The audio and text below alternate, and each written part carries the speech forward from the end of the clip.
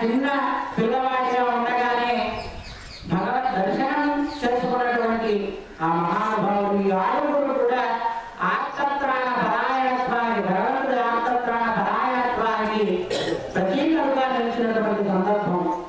ఆర్తత్రాణ పరాయణాయ భగవంతుడికి 5 రూపాలు ఉంటాయి. పర, వ్యూహ, విభవ, అంతర్యామి, అక్షర. పరమపదంలో ఉన్నటువంటి ఆయన పరవాసుదేవుడు. నిజానికి మనందరం అక్కడ సిటిజన్స్. ఏదో ఒక సందర్భంలో అక్కడికి వెళ్ళవలసినటువంటి వాళ్ళమే. అక్కడి దాకా ఎవరు రావట్లేదు, ఆ ప్రయత్నం చేయట్లేదు, తానే ఒక మట్టుది కింద వచ్చాక అసలు వ్యూహ వాసుదేవుడు అయ్యాడు. పాలకడలిలో శేషశయ్యపై పవళించి ఉండేటువంటి స్వామి అక్కడ చేస్తూ ఉంటాడు సృష్టి రచన అంతా కూడా.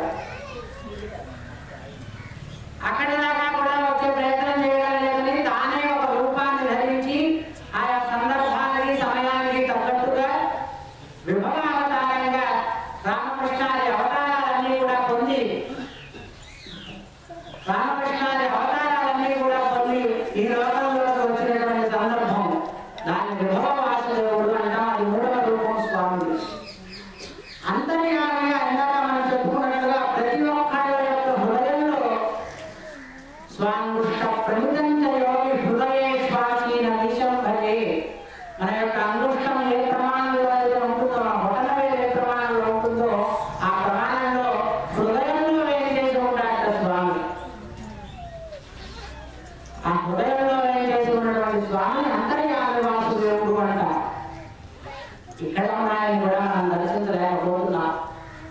అందుకే ఒకరి మధ్య అనేక విధాలైనటువంటి ఈగోలు, గొడవలు దేశాల మధ్య కాకుండా ప్రాంతాల మధ్య, మనుషుల మధ్య కూడా సంభవిస్తున్నాయంటే ఇక్కడ ఉన్న భగవంతుడు మనం దర్శించలేకపోతున్నాం. కనుక ఇంకా సౌలభ్యంగా మనం ఏం చేసినా వినేటట్లుగా, మనం ఎన్ని బాధలు పెట్టినా మన మొరలన్నీ కూడా ఏకరూపు పెట్టినా కానీ ప్రశాంతంగా వింటూ వాటన్నింటినీ కూడా మనకి కావలసినటువంటి వాటన్నింటినీ కూడా సమకూరుస్తూ ఉండేటువంటి రూపం అర్చాస్వరూపం.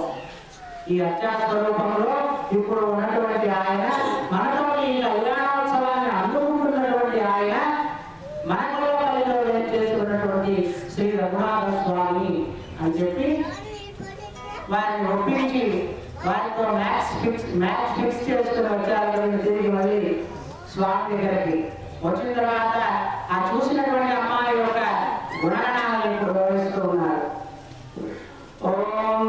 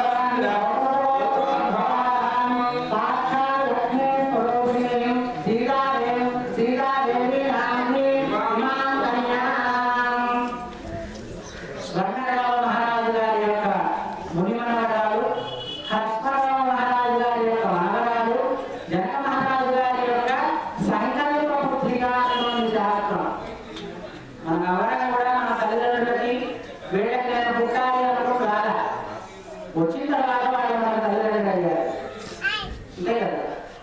కానీ అమ్మవారు అనుకుంటా జనక మహారాజు గారికి నేను పుత్రికగా పెరగాలి అనుకుంటా. గోదాదేవి కూడా విష్ణుచిత్తుల వారి ఇంట్లో నేను పెరగాలి అనుకుంటా. వారందరూ వారిగా తమ తండ్రిని తామే నిర్ణయించుకున్నారు, తమ తల్లిదండ్రులను తామే నిర్ణయించుకున్నారు కనుక వారిని సంకల్ప పుత్రికలు అంటాం. గోదాదేవిని సీతాదేవిని కూడా అటువంటి సంకల్ప పుత్రికగా జన్మించినటువంటి ఆమె సాక్షాత్ లక్ష్మి. స్వామి చెప్పినటువంటి గుణాలు చెప్పలేదు కదా. మన ఇందాక అనుకున్నారా వెళ్ళినటువంటి 4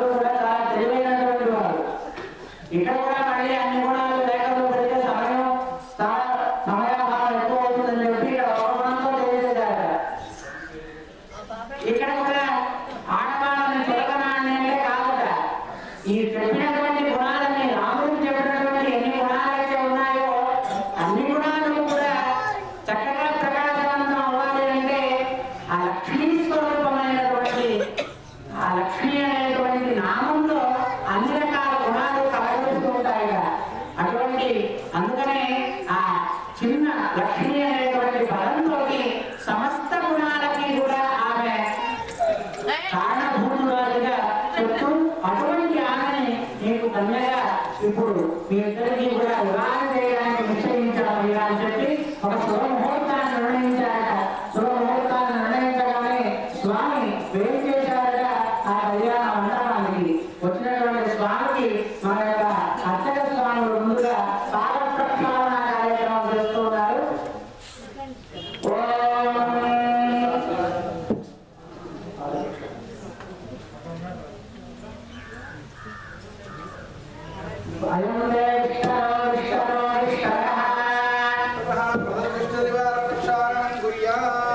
వచ్చినటువంటి స్వామివారి చక్కటి ఆసనాన్ని సమర్పించారు. ఆ తర్వాత స్వామివారి యొక్క పాదాలను ఇక్కడ కడుగుతూ ఉన్నారు. చూడండి.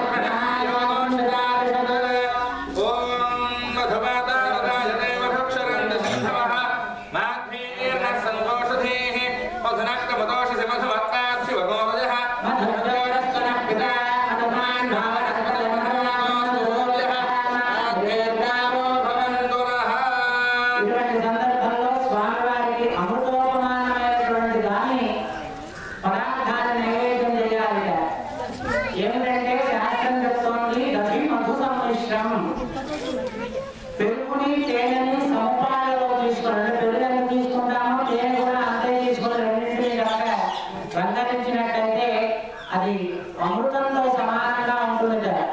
అమృతం టేస్ట్ తెలుసుకోవాలంటే వాళ్ళు ఒకసారి ట్రై చేయండి. ఈ సందర్భంగా సమర్పించేటువంటి వస్త్రాలకి మధుపర్కాలని పేరు. మధుపర్కం అంటే వస్త్రం అని కాదు. మధుపర్కం అంటే దధిమకు సంబంధించినటువంటి పదార్థం. ఆ సందర్భంగా సమర్పిస్తున్నటువంటి వాటికి మధుపర్కములు అనేటువంటి పేరు. అటువంటి మధుపర్కాలను ఇప్పుడు సమర్పిస్తూ ఉన్నారు.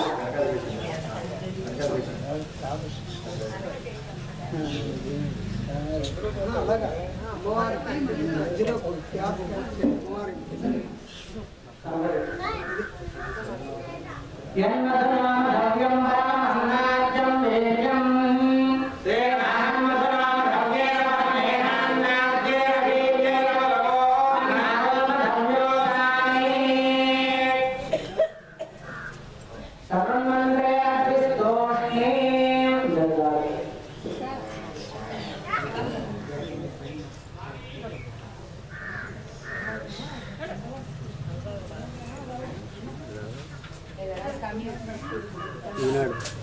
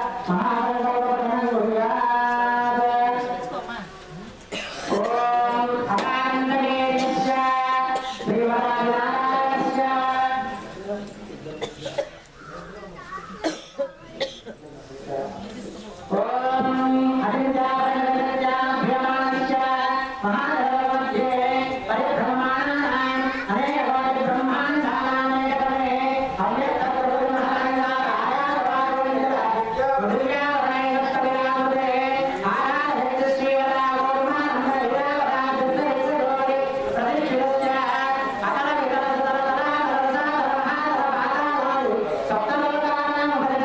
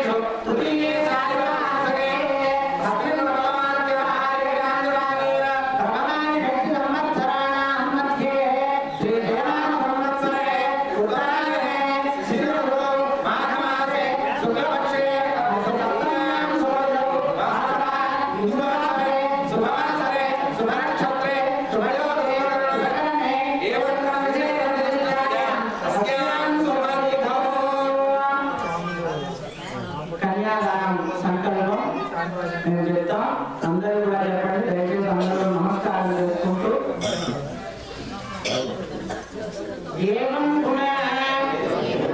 ముఖ్యంగా కన్యాదాతలు చెప్పవలసినటువంటి సంకల్పం. దయచేసి ఎవరు మాట్లాడద్దు. ఏవం గుణ విశేషణ విశిష్టాయ అస్యాం సుభతిభో మమ అనాది అవిద్యా వాసనయా ప్రవర్తమాన అస్మిన్ సంసార చక్రే మహతి నానాయోనిషు జనిత్వా ఏనాపి భాగ్య విశేషేణ ఇదానీం మనుష్యజన్మ ప్రాప్తవతః మమ జన్మ ప్రభృతి ఏతత్ క్షణపర్యంతం కృతానాం నవవిధానాం మహాపాతక ఉపపాతక ఆదీనా సత్యః అపనోదన ద్వారా శ్రీమన్నారాయణ కైంకర్య రూపం కన్యాదానం అహం కరిష్యే. అన్ని దానాల్లోకి కూడా కన్యాదానం చాలా గొప్పది అటువంటి శాస్త్రం. ఎందుకంటే ఇందాక మనం అనుకున్నట్లుగా అందరి యొక్క సిటిజన్షిప్ ఎక్కడుందో అక్కడికి చేర్చేటువంటిది ఈ కన్యాదానం అంటే. ఎప్పుడు అక్కడికి చేరకుండా మన పాప పుణ్య ఫలం ఏది కూడా ఉండకుండా ఉంటే మళ్ళీ మనం తిరిగి అక్కడికి చేరుకోగలం. సుకృత ఫలం ఉండకూడదు, దుష్కృత ఫలం కూడా ఉండకూడదు. దాన్ని తీర్చేటువంటిది కన్యాదానం అని ఇప్పుడు మనం చెప్పుకున్నటువంటి సంకల్పంలో ఎప్పటి నుంచి కన్యాదానం చేస్తే ఎప్పటి నుంచి పాపాలు పోతారో చెప్తున్నారు. ఇప్పుడు ఇందాక చెప్పుకున్నట్లుగా మన జన్మ ప్రభృతి ఎవరైనా కూడా ఇక్కడ డైరెక్ట్ గా మానవ జన్మ పొందిన వాళ్ళం లేవు. ఇంతకుముందు ఎన్నో జన్మలు అనుభవించి ఆ జన్మలో చేసుకున్నటువంటి సుకృత ఫలితంగా మనుష్య జన్మ ప్రాప్తవతః అంటోంది శాస్త్రం. ఈ మనిషి జన్మ అనేటువంటిది చాలా దుర్లభం. దానికి ఒక సంహితలో పంచాగ్ని విద్య గురించి చెప్తారు. ఆ పంచాగ్ని విద్య అంతా కూడా మనిషి అనేటువంటి వాడు ఎలా పుడతాడు అని తెలిపే